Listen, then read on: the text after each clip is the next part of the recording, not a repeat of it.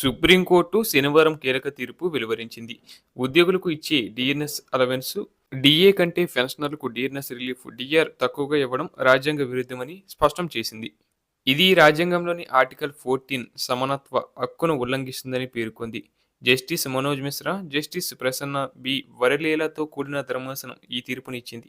DR రెండు ఒకే లక్ష్యంతో ఉంటాయని, ద్రవ్యోల్బణం ప్రభావాన్ని తగ్గించడమే ప్రధాన ఉద్దేశమని కోర్టు స్పష్టం చేసింది. ద్రవ్యోల్బణం ఉద్యోగులు, పెన్షనర్లు ఇద్దరినీ సమానంగా ప్రభావితం చేస్తుంది. అందువల్ల డిఆర్ పెంపు రేట్లు వేరువేరుగా ఉండటానికి హేతుబద్ధ కారణం ఉండదని కోర్టు చెప్పింది. ఒకే పరిస్థితుల్లో ఉన్న రెండు వర్గాలకు వేర్వేరు ప్రయోజనాలు ఇవ్వడం అన్యాయమని స్పష్టం చేసింది.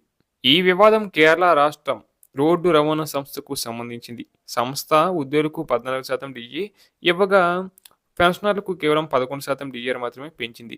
అయితే దీనిపై పెన్షనర్లు అభ్యంతరం వ్యక్తం చేశారు. కేరళ హైకోర్టు పెన్షనర్లకు అనుకూలంగా తీర్పు ఇవ్వగా కేరళ ప్రభుత్వం, కేఎస్ఆర్టీసీ సుప్రీంకోర్టును ఆశ్రయించాయి. కేరళ ప్రభుత్వం కోర్టులో ఉద్యోగులు, పెన్షనర్లు వేర్వేరు వర్గాలని వాదించింది. అందువల్ల వారికి వేర్వేరు రేట్లలో డిఆర్ ఇవ్వడం సరైనదేనని తెలిపింది. అదేవిధంగా ఆర్థిక పరిమితుల కారణంగా ఈ నిర్ణయం తీసుకున్నామని వివరించింది. కేఎస్ఆర్టీసీ కూడా తమ ఆర్థిక పరిస్థితి బలహీనంగా ఉందని, అందుకే పెన్షనర్లకు తక్కువ పెంపు ఇవ్వాల్సి వచ్చిందని చెప్పింది. పెన్షనర్లు మాత్రం డిఆర్ రెండు ఒకే ప్రయోజనాన్ని కలిగి ఉన్నాయని చెప్పారు. ద్రవ్యోల్బణం ఇద్దరిని సమానంగా ప్రభావితం చేస్తుంది కాబట్టి వేర్వేరు రేట్లు అన్యాయమని వాదించారు. పౌరుల సమాన హక్కులను ఇది ఉల్లంఘిస్తుందని పేర్కొన్నారు. చివరకు కోర్టు పెన్షనర్ల వాదనను సమర్థించింది. ఉద్యోగులు, పెన్షనర్లు వేర్వేరు వర్గాలైన ద్రవ్యోల్బణం విషయంలో ఈ భేదం వర్తించదని స్పష్టం చేసింది. సమాన పరిస్థితుల్లో ఉన్నవారికి అసమాన ప్రయోజనాలు ఇవ్వడం రాజ్యాంగ విరుద్ధమని తెలిపింది.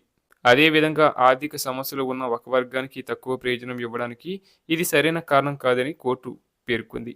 ప్రయోజనాలను ఆలస్యం చేయవచ్చు కానీ అసమానంగా ఇవ్వడం సమర్థించలేమని స్పష్టం చేసింది.